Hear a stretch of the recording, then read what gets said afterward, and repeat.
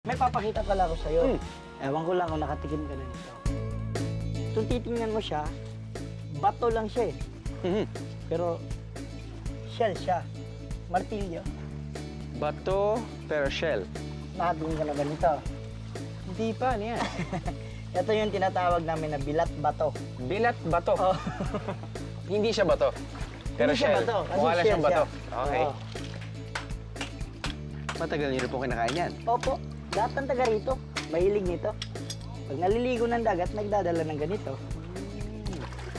Yan, nahugasan mo lang siya. Yan. Tapos yan, nilalagyan na ng suka o Oo, niluluto pwede mo din? lagyan ng suka, pwede mo i-diretso lang.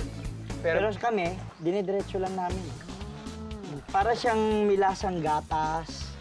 Ano, hugasan mo siya kasi may mga buhangin to eh. Tatanggalin mo to.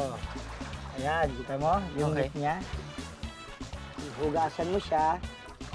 O, pwede mo na siya kainin. so lasa niya parang ano, parang kalasa ba niya ng parang clams, ganyan? Ganon din, parang mas malaki lang, parang ganon. Eh di masarap din yan kapag, sinubukan niyo na po bang lutuin? Hindi po. Hindi, talagang ano lang siya, fresh lang siya. Raw lang. Yung pinaka-sauce na lang siguro niya, yung suka, sili, may mga Opo. ganon. Kasi parang may pagka-milky talaga siya eh. Wala po Parang siyang lansa. magatas-gatas. Wala po. Wow. Tapos nun, binibenta po ba yan sa palengke? Hindi naman po. Kadalasan, kumukuha lang sila ng for consumption lang. Personal consumption lang. Wala kang makikita binibenta.